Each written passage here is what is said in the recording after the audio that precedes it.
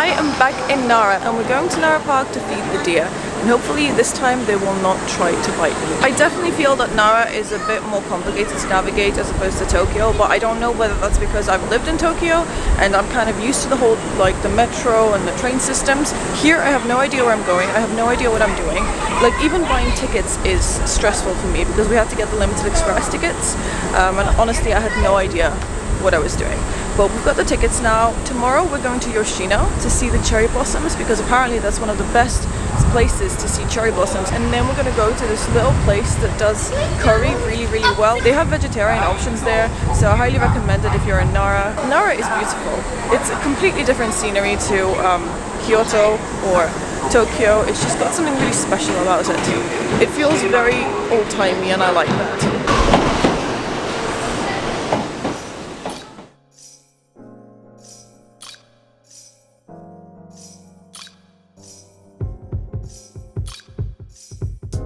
Nara Park is one of the oldest parks in Japan. It's known for its sacred deer that are considered messengers of the Shinto gods and are left to walk around freely amongst the visitors. This is the second time I come to this park. Last time I was here with my cousin Angelina and we had an awesome day feeding the deer some delicious deer biscuits. If you want to see that video, I have linked it in the side.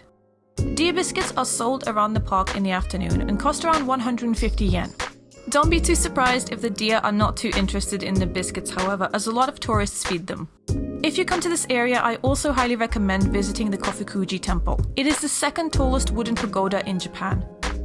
There is also the Todaiji, a Buddhist temple that houses Japan's largest bronze statue of Buddha. Both of these are incredibly important to the history of Nara and definitely worth exploring. We found some deer. Hello. Oh, he's tired. These seem to be a lot more calmer than the ones that Angelina and I have encountered. Maybe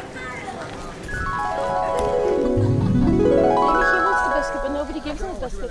The deer have you now. There's two of them. They're like stalking you. This is terrifying. It bit my ass twice. Like a little nip pocket is a bit slimy. Probably because it's quite late in the day, so they don't feel as lively.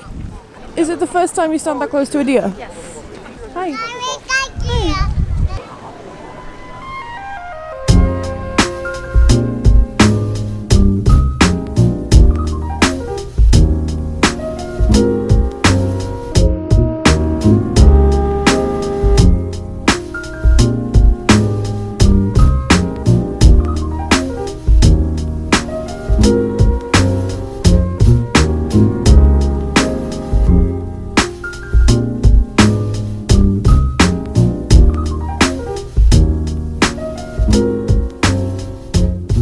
So we've just sat down in Wakakusa Curry. It's a little curry shop. They do all kinds of different curries here, and they've got a good selection of vegetarian curry too.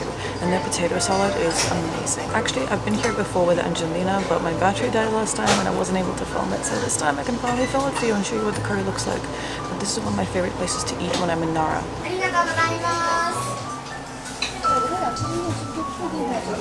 My option has two different curries in it, so you get to try both the vegetarian curries at the same time. So delicious. So if you're not sure whether to get the spinach curry or the vegetable curry, you can go for the double curry option. The potato salad is not vegan, but it is vegetarian.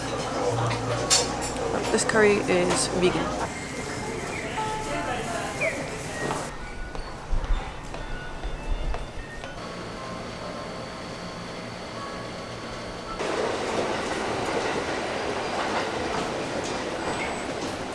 Yoshino Temple に到着します。JR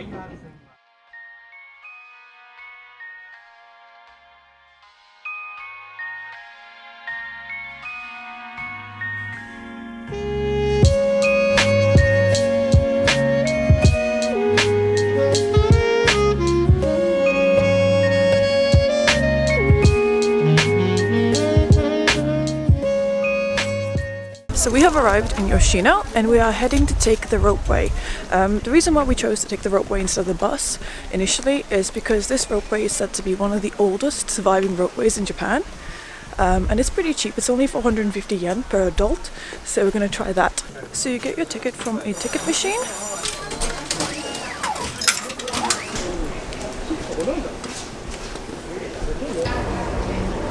観光協会では世界遺産に登録された Honestly, I didn't realize it would be swaying so much. It is swaying. Wow. I read somewhere that on windy days it can be a little scary. Also, not everybody gets a seat. The majority of people have to stand. We were lucky because we were one of the first ones to queue up. But pretty much everyone has to stand. So if you're afraid of heights, maybe this is not for you. I also read somewhere that each gondola holds 8 people. That is not the case. There are about 20 people in this gondola. Definitely not 8.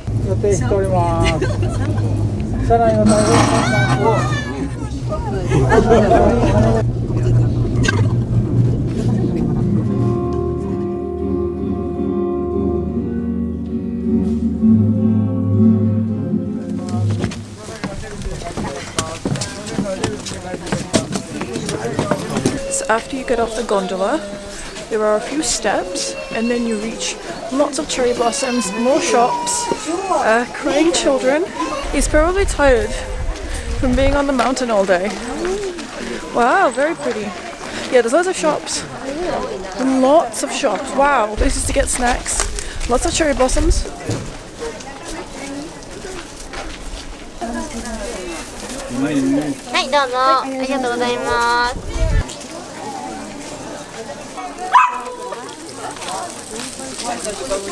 I just got myself a little snack. This is called yakimochi, and this is basically a grilled rice cake covered in sweet soy sauce and some nori seaweed.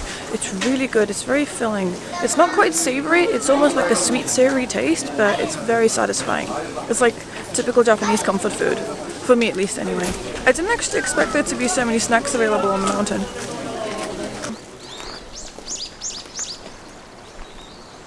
So behind me is the most photogenic spot here, according to a guy that just tapped me on the shoulder and he was like, go there, because I was taking a picture in the wrong place apparently.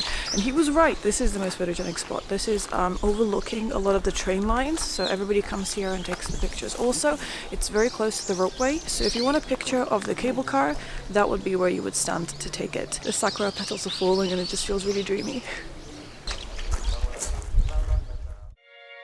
Mt Yoshino is one of Japan's natural wonders and is the ultimate spot for viewing cherry blossoms. There are said to be over 30,000 cherry blossom trees planted here, and because of the elevation and the many varieties of the tree, the cherry blossoms bloom a little longer than other famous spots. If you miss the blooms in Tokyo or Kyoto, then Yoshino is the place to come. Mt Yoshino is beautiful in the autumn, so if you come here later in the year, you can also enjoy stunning fall colours.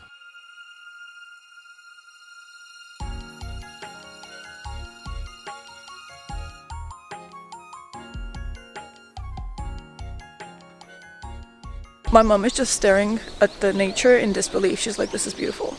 This is so, so beautiful. So if any of you guys as parents are coming to Japan to visit you, just take them here. They will most likely be impressed. I'm thinking one of the reasons why it's not too touristy today is because it's actually raining. When I was planning to come to Japan, this is what I wanted to see. The further you go down the road, the more and more cherry blossoms you will see. And there's steps there as well, so you can like walk down the mountain a little bit.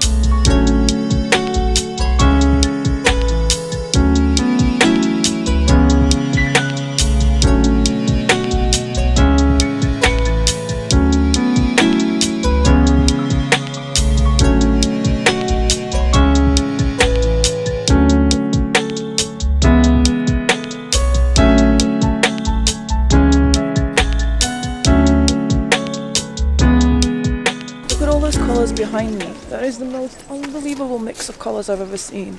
It's like autumnal, yet spring-like at the same time. The cherry blossoms just mix with all these beautiful red leaves and it looks incredible. They're like red, but blooming at the same time. Isn't that weird? It's like they're trapped in time, Mum. I'll show you what I mean though.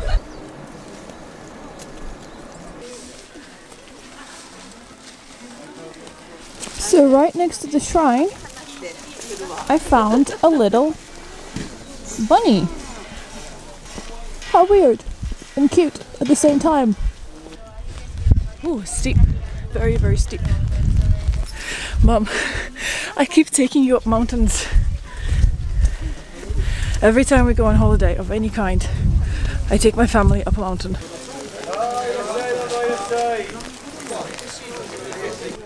I'm gonna go up these steps and then I'm going to get myself a delicious seasonal grilled mushroom to treat myself. So we have just arrived at the Kinpusenji Temple, Kanenotori Gate. So it actually states here that the year of construction of this torii gate is unknown, but allegedly the original gate was built using the copper that remained after casting the great Buddha at the Todaiji Temple in Nara. If you guys have seen my vlog with Angelina, we went to the Todaiji Temple in Nara. It was beautiful. So this is pretty amazing. I'm going to tell my mum. Mum, but they don't know what year it was constructed. Yeah, it's really big. It looks very strong. I didn't actually realize it was made from metal.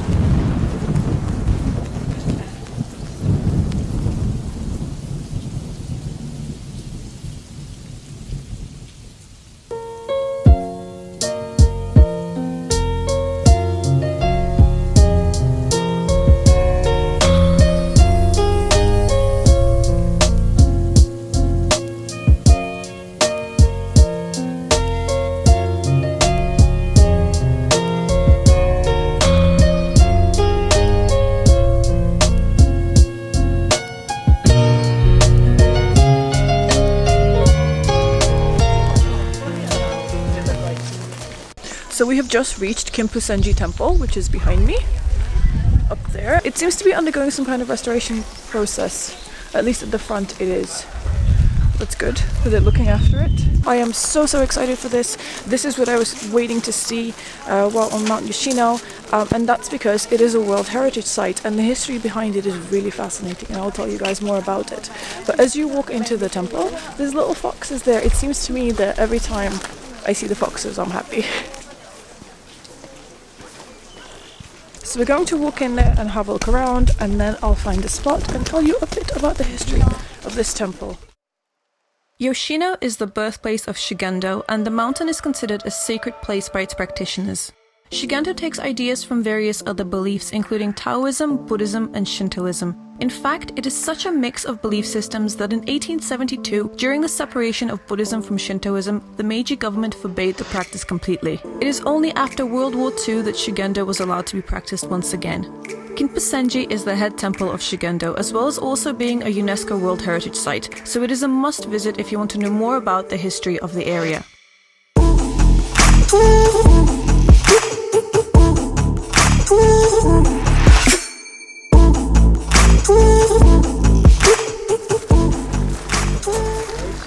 I think a lot of people think that Japan is just Buddhism and Shintoism, but in fact there is Shugendo, which is a mix of various belief systems. I strongly recommend you come here and look at this. It is quite expensive to get in. It is 1,000 yen per person, which is a lot in my opinion, and you're not allowed to take photos. But if you just want to come here for the culture and just to experience something new and something you can only experience in Japan, then I would highly recommend it.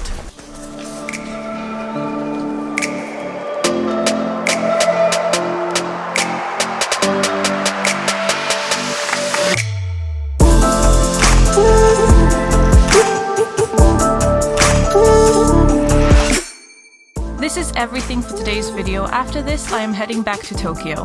Thank you so much for watching. I really hope you guys enjoyed it. If you did, please don't forget to leave me a like and subscribe, and I will talk to you next time. Bye.